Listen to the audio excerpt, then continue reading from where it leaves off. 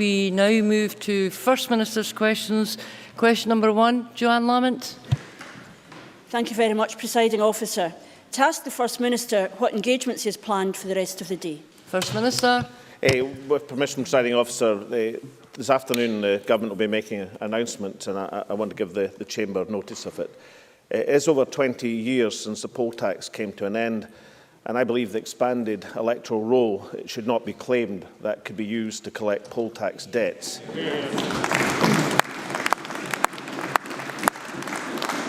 It is, of course, within the law for councils to use current information to assess current council tax liability, and given the council tax reduction scheme protects 500,000 of our poorest citizens, the tax is being applied in a proper and fair way.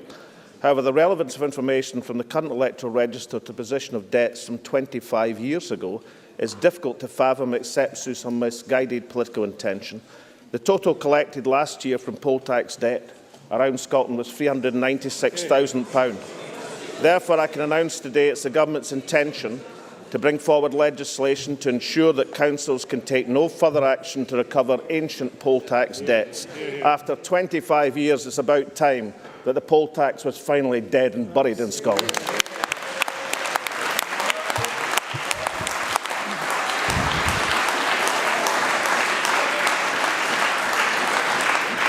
I think it would have been helpful, First Minister, if I had some indication that you intended to make an announcement, and I think it may have been.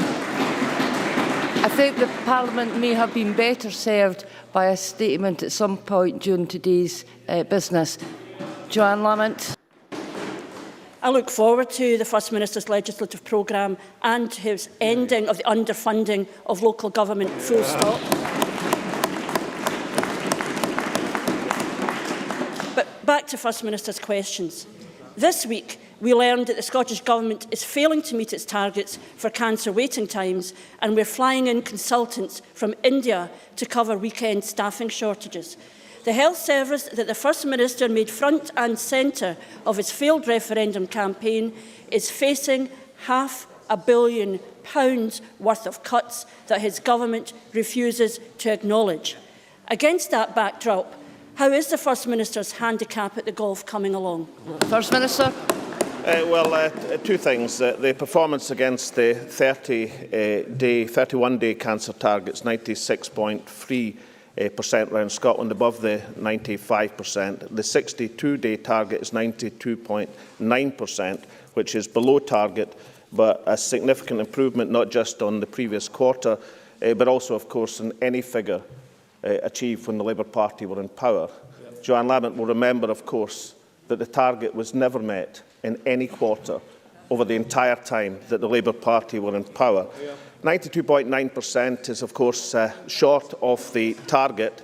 It is significantly higher than the achievements in either England or Wales. But nonetheless, we must strive to meet these cancer targets in full, because they are hugely important for the Scottish people. As for the National Health Service funding, the National Health Service budget will increase in real terms next year. Mr Swinney will be announcing budget proposals for the following year in terms of his announcement next week.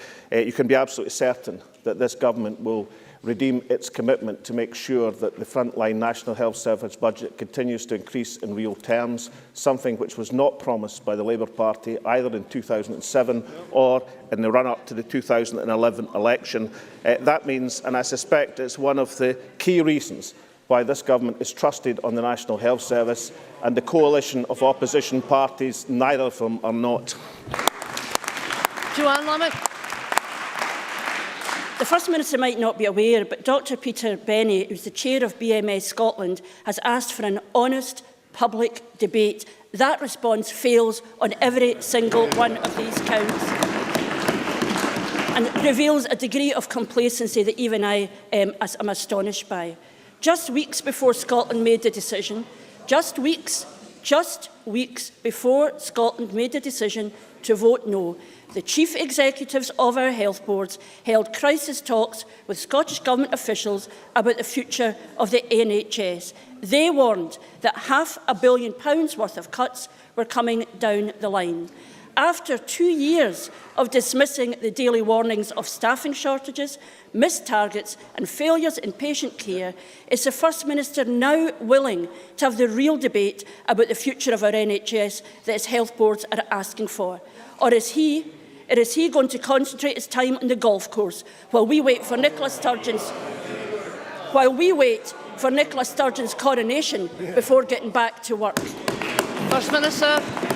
Right, on the 2 points specifically, the 92.9% performance, which we are not complacent about, which is why we're working to bring it up to the 95% and beyond, compares with 84.5%, which was the last quarter when the Labour Party were in office. Now, Joanne Lamont seems surprised and perplexed that I should mention this. I merely say for the Labour Party in opposition to say, in my view quite rightly, that 92.9% achievement of that target is not good enough.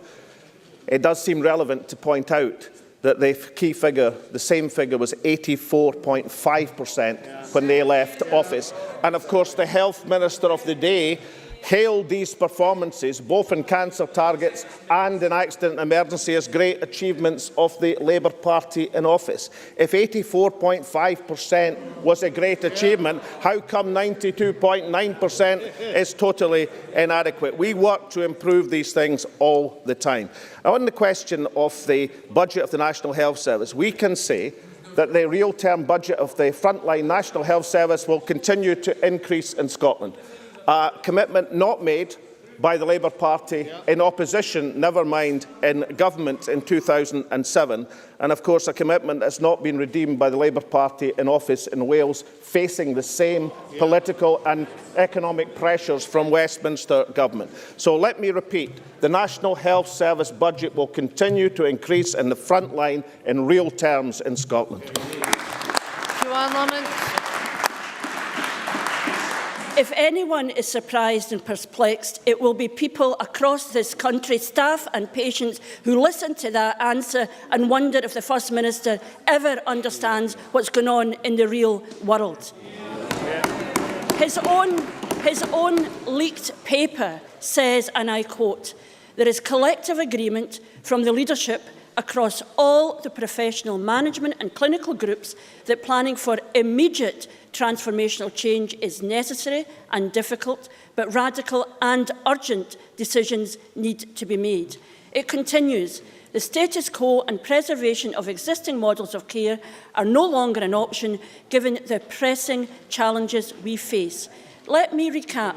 Immediate, necessary, urgent, pressing. Not my words, but those of the people running our NHS.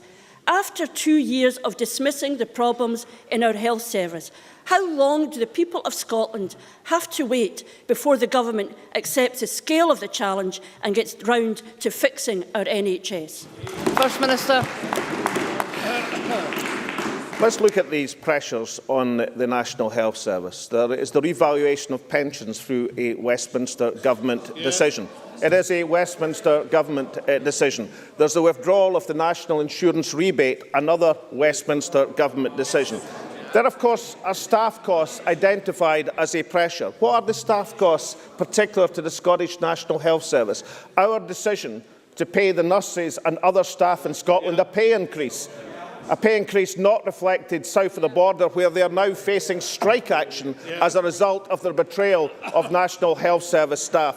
All of that indicates to me, and I suspect to the people of Scotland, that in order to protect and preserve our National Health Service, we have to control the finances, not just the administration of our National Health Service. The pressures, and there are pressures, coming on our health service are coming on as a consequence of Westminster Government decisions, which is why it makes the Labour Party's incredible decision to campaign hand in glove, shoulder to shoulder with the Conservative Party, something which they will pay a heavy price for in coming weeks and months. Joanne Lamont. Scotland's doctors and NHS managers agree we need action to fix an NHS which was described by the BMA as a car crash. For 2 years, Scotland has been on pause while Alex Salmond fights his referendum. Now he's gone part-time with no programme for government, and what we see here is a rerunning of the referendum argument, blaming Westminster rather than taking responsibility and running the country. We deserve better. We deserve better from the First Minister of Scotland than simply that response. There can be no doubt our health service will come under even further pressure this winter, and action is needed. When is this government going to get back to work and fix our NHS? First Minister. National Health Service budget risen by 3% in real terms over this government's term of office, over and above inflation in the frontline budget. In Wales, the National Health Service budget has fallen 3.6% in real terms under a Labour administration. Joanne Lamont seems to shrug away the indications that we have, so many indications, that their decision to campaign shoulder to shoulder with the Conservative Party is going to cost them dear. The BBC, it was right to join the Tories, according to Joanne Lamont. Unfortunately for Joanne Lamont, that is not the view of the Labour Party supporters in Scotland, or should I say former Labour Party supporters. I've just been handed the indications from the latest panel-based poll to be released today. Well, I'm not going to read out the whole thing, for Alec Johnson's benefit, because it's very bad news for the Conservative Party as well. But a 15-point lead for the SNP ahead at Westminster. Modesty forbids the trust ratings for the various political leaders from mentioning it, mine in particular. And let me say, all of the Unionist Party coalition are negative in terms of trust. That doesn't surprise me. Nicola Sturgeon emerges with glowing trust ratings, and I'm sure she'll take forward the cudgels in the future. Ruth Davidson. Thank you, Presiding Officer. To ask the First Minister when he'll next meet the Prime Minister. First Minister. No plans in the near future. Ruth Davidson. Yesterday, the Prime Minister promised to protect health spending for the next 5 years. A promise similar to the one he gave before the 2010 general election. Alex Salmond made the same promise a year later, saying that every penny of extra health spending down south would be passed to Scotland's NHS. But here's the difference. The Prime Minister kept his promise, but the First Minister broke his. And we know this. We know this because the independent IFS crunched the numbers. Health spending by the UK government up 4.4%, and the same spending by the Scottish Government down 1.2%. Alex Salmond has broken his health promises in the past. So what can he do today to assure the people of Scotland that our NHS won't lose out in the next 5 years like it has done in the last? Well, First Minister. National Health Service spending in Scotland has increased in real terms, and every single penny of consequentials has been put on to the frontline National Health Service budget in Scotland. The reason for the IFS report is they included sport. They included the Commonwealth Games expenditure. As Ruth Davidson might remember, the Commonwealth Games was a big spending, but the health service and sport, although interrelated in terms of the effects they can have, are hardly the same thing. Every single penny of health service consequentials has been invested in the health service in Scotland. Unfortunately, of course, we now find the pressures coming on through the back door from Westminster in pensions, in national insurance, something that the Prime Minister forgot to mention in his speech, which is perhaps why 500,000 members of the National Health Service in England are going on strike as a result of the Prime Minister and Ruth Davidson's lack of care towards the health service staff. Ruth Davidson. Thank you. I thought the First Minister might say that, which is why it's why we phoned the IFS this morning and we spoke to the report's author, who not only stands by the figure, but told us that he spoke to the SNP to explain why the IFS was right and the government's frantic spin about sport was way off the mark. In fact, I'll read from it now. This sub-portfolio covers health only and does not include things such as sport, the Commonwealth Games, etc., which are separate sub-portfolios. And here's why this matters. This matters because if the Scottish Government had done what they said they were going to do and matched UK health funding, our NHS would have received £700 million more money. £700 million that they promised to spend on doctors and nurses, cancer care and A&E, that instead has been funnelled somewhere else. £700 million promised but never delivered.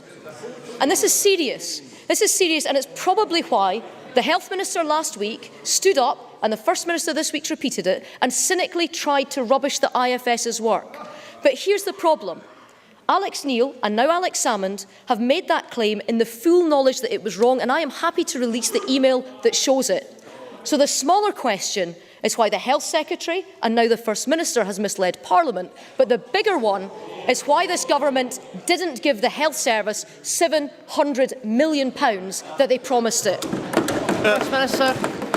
Well, if Ruth Davidson had knew the answer, then she shouldn't have repeated the misinformation. The Health Service budget, frontline in Scotland, has gone up by 3.2% in real terms. How on earth would that be possible, given the 7% decline in the Scottish Government's budget, unless every pound of consequentials had been passed on to the health service in Scotland? How would it be possible for us to have improvements across the range of targets in the health service over the period of office? How would it be possible to have more staff in the health service? And above all, how is it possible to ensure, under these straitened circumstances, that the National Health Service staff in Scotland are at work and not on strike as they are south of the border? If I was Ruth Davidson, the figures I would be looking at very carefully are the 9,120. That's the number of families who are going to be affected in the single constituency the Tories hold at Westminster by the 12 benefit cuts, or the 5,600 people who are going to be affected by the extraordinary decision to reduce the amount paid to the working poor in Scotland. People who work for a living and are now going to be cheated by the Conservative Party. These are the people that Ruth Davidson should be worried about. Question 3, Willie Rennie. To ask the First Minister what issues will be discussed at the next meeting of the Cabinet. First Minister. Issues of importance to the people of Scotland. Willie Rennie. When the First Minister goes, will he please take Kenny McCaskill with him? First Minister. No. Willie Rennie. But surely he's had enough of defending the Justice Secretary. The First Minister said that he was comfortable with stopping and searching policy for children just before the policy was abandoned. He rallied to his defence on the abolition of corroboration before it was put on hold. And he stood on that very spot lecturing me that it was for public safety reasons the police were armed routinely. Now that's gone too. Meanwhile, Kenny McCaskill shrugs with casual indifference as if justice is nothing to do with him. He's more trouble than he's worth. Now that the referendum is over, and to save his successor the bother, will he please just take Kenny McCaskill with him? First Minister. Sorry if over these years that Willie Rennie believes I've been lecturing him. A lecture depends not just on a willing teacher but a willing pupil, and therefore I've never tried to lecture Willie too much. I'll tell you just one reason of the many I could say about Mr McCaskill, and that is, as was said by Graham Pearson on the radio this morning, and therefore it must be correct, that crime in Scotland at a 39-year low. A 39-year low. That's why this Justice Secretary is on a high. Question number 4, Kevin Stewart. To ask the First Minister what action the Scottish Government is taking to support people affected by UK Government welfare reform. First Minister. Well, a range of actions to mitigate the impact of UK Government welfare reform. We're providing £260 million over the period 2013-14 to 15-16 to help those most affected. We and our local government partners have committed a total of £40 million in 2013-14 and 14-15 to fill the gap on funding from the UK Government for council tax benefit successor arrangements and ensure that over 537,000 vulnerable people in Scotland have been protected from increased council tax liability. We have established the new Scottish Welfare Fund with funding of £33 million a year to replace discretionary elements of the Social Fund, and we have provided £7 million for welfare reform mitigation in each of the 3 years from 2013-14, such as advice and support services. We will continue to do what we can within the powers we have to help those most affected by cuts and changes being imposed by the Westminster Government. But perhaps the better solution would be to bring these powers under the control of this Parliament. Kevin Stewart. The Deputy First Minister has written to the Prime Minister calling for him to delay the implementation of universal credit in Scotland until the Smith Commission has reached its conclusions on welfare. A position I think that all parties in this Parliament could and should support. Does the First Minister agree with me that this Parliament should have the powers it needs to make Scotland a fairer country, including welfare powers? First Minister. Yeah, I mean, as the Deputy First Minister made clear in a letter yesterday to the Prime Minister, the rollout of universal credit undermines the Unionist Party's vow to devolve further welfare powers, which is made more urgent by the Tories' continuing attack on welfare, which their colleagues in the Labour Party now seem to support. So in that context, given that vows are meant to be kept, then surely we can look forward to unanimous support in this chamber as far as the letter and the request of the Deputy First Minister to the Prime Minister. Jackie Baillie. The First Minister will recall the joint approach taken by both Labour and the Scottish Government at the last budget round to ensure that the bedroom tax was fully mitigated this year.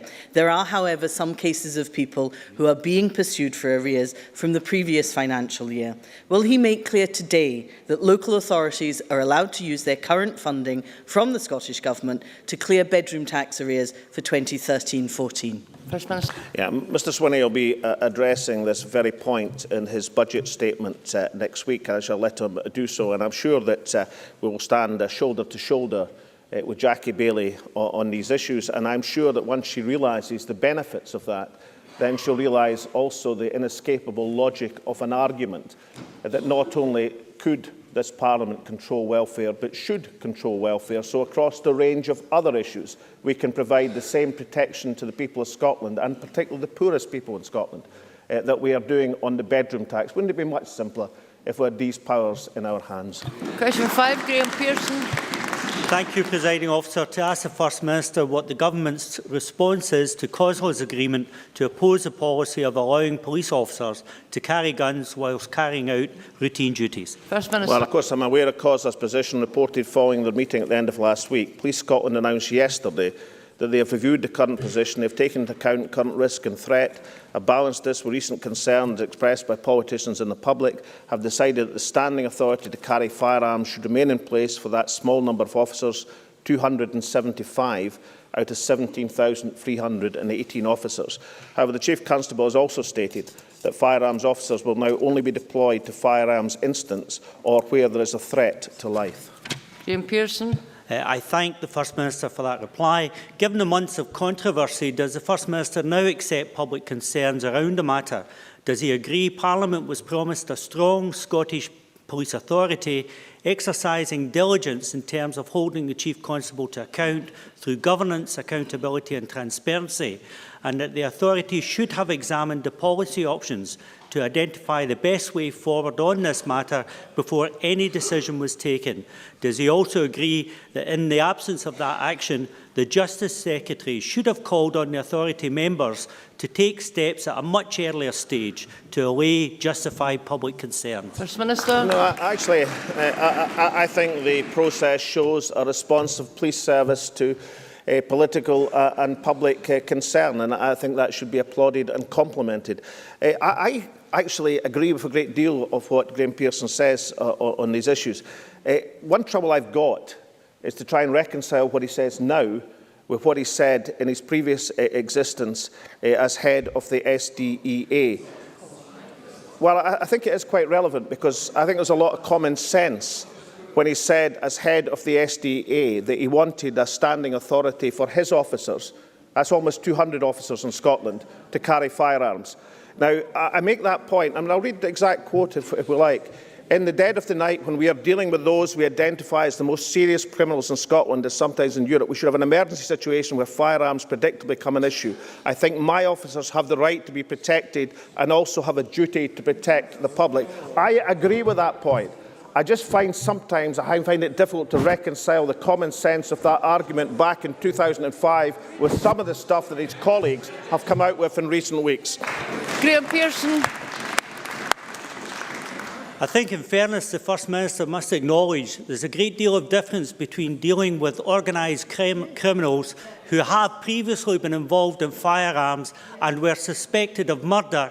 There's a great deal of difference between the threat that's presented there and an officer wandering the main streets of our town. First Minister. Yes. Order. Yes. Order! First Minister. That's why I accept and see the logic of the point, which I've just said in 2005. But let me repeat, there are 200 of these officers in Scotland. There are only 275 in total with standing authority. And what Graham Pearson has to reconcile is how is that number of 275 compatible with 200 officers having standing authority for that one specific offence. That's why I think the logic and credibility of what he said in 2005 is very difficult to reconcile with some of the arguments of his colleagues recently. Alison McInnes. Thank you. Thank you. Few of us think that the industrial scale of stop and search or the distinct policy change on armed policing were purely and simply an operational matter. And yet the Chief Constable, with the Justice Secretary's tacit approval, has repeatedly relied on those two little words to avoid proper scrutiny. Does the First Minister agree with me that it is time to codify the scope and reach of the Chief Constable's operational independence? First Minister. No, I think the process that we've gone through on this issue has been a very good one. I cannot... Order. Well, I think when a police service responds to public concern in a constructive way, I think they should be applauded for doing that. And I would have thought that this process has come to a conclusion which I hope and believe that people think is satisfactory. And therefore, I think protecting the operational independence of the Chief Constable and his ability to deploy the resources he has to best effect to keep the people of Scotland safe from harm is something that should be strongly protected. And I would have thought this process vindicates the argument that we have a police service in Scotland which is held in the highest regard and public esteem and responds also to public concern when it's voiced. And what on earth do parliamentarians expect a police service to do if it's not to listen to parliamentary and public concern? And that should be applauded and complimented, not treated as some sort of retrospective political argument. Christine Graham. Thank you, Presiding Officer. Does the First Minister agree with me that buried in this is the most important aspect that 98% of Scotland's police force were unarmed and they will remain unarmed, thankfully? First Minister. I always agree with Christine Graham whenever I have the slightest opportunity to do so. And she makes the extraordinary important point that 275 officers represents less than around 2% of the entire complement of Scotland's expanded police service. And just as we should recognise the sense and logic of Christine Graham's point, we should recognise that puts this matter into perspective with its satisfactory resolution. Margaret Mitchell. In view of the First Minister's comments about listening, does he support the introduction of a whistleblowers helpline for police officers and staff to ensure that concerns about issues like the policy on arming of police, as well as other ethical concerns since the creation of Police Scotland, can be raised safely, confidentially and taken seriously? First Minister. I'm always interested in constructive suggestions when they come forward. But again, let me repeat, I would have thought this process indicates we have a listening police service and a listening Chief Constable. It is worth noting, of course, that the record numbers of police officers in Scotland are particularly important. 17,318 officers across Scotland. If, of course, we had followed the same policies as being pursued in England, that number would have been diminished dramatically. In fact, I saw a figure suggesting that the English police service has lost more officers than the record total we have in Scotland. That would seem to me that morale in the Scottish Police Service is excellent, because people are carrying forward their duty to protect Scotland, achieving a 39-year low in recorded crime, with many of their colleagues standing shoulder to shoulder, as opposed to getting their P45s, which is happening in England. Question 6, Jim Eadie. Thank you, Presiding Officer. To ask the First Minister what steps the Scottish Government is taking to promote and safeguard employment. First Minister. Well, a range of initiatives to create jobs and attract inward investment. Business Gateway, Scottish Enterprise, Highlands and Islands Enterprise deliver that range of support to start-up and expanded businesses, therefore encouraging job creation. Regional Selective Assistance Awards provide vital support to help businesses to grow. In the year to the 31st of March 2014, these offers were worth a total of £52.5 million, accepted by 117 businesses for projects expected to create or support 6,161 jobs. We should also remember that despite George Osborne's scaremongering, Scotland was the top performing area of the United Kingdom outside London for foreign direct investment in 2013. Jim Eadie. I thank the First Minister for that answer. In welcoming the thousands of new jobs that have been created through the support of Scottish Enterprise, does he agree with me that the UK Government must keep to the vow, the solemn pledge made during the referendum campaign, and set forth a clear commitment and timetable to bring job-creating powers to this Parliament so we can maximise opportunities for the businesses and communities of Scotland? First Minister. Yes, I agree with that. I mean, I'm interested in vows and guarantees. I think many people in Scotland do not believe it should take an online petition to guarantee something that was guaranteed 2 weeks ago. And that people who stand surety for such guarantees risk their personal reputation. You should never put yourself into a Tory trap. But the Tory trap is not in job creation or in income tax. The Tory trap is standing shoulder to shoulder with them in a referendum campaign without having any control over the consequences. That ends First Minister's questions. We now move to members' business. Members who are leaving the chamber should do so quickly and quietly. For a point of order, Ken Mackintosh. Thank you, Presiding Officer. From your comments earlier, I suspect you share my concern that the use of First Minister's questions to make a parliamentary statement without giving members from any party the opportunity to question the government is an abuse of parliamentary time and is disrespectful to all members. Last week we had the odd spectacle of the First Minister opening a debate with a parliamentary statement, that is, a speech delivered without interruption, and then being allowed the opportunity to close the debate that afternoon, despite it being a two-day debate. Presiding Officer, I know that you share my desire to build on the democratic renewal we have seen here in Scotland. It is not power used or wielded by the government of the day that protects democracy, but the accountability exercised by this Parliament. And, Presiding Officer, I'm sure you also remember, like me, when SNP frontbenchers were amongst the most vocal in holding the government of the day accountable to the Parliament of the day. Do you agree with me that if we do respect democracy, the procedures of this Parliament need to be protected and not treated as a plaything by those with power, privilege or position? Thank you, Mr Mackintosh. I think I made my views perfectly clear on the announcement that was made at the beginning of First Minister's questions. With relation to the debate last week, the format of the debate was agreed by the business managers in the Business Bureau.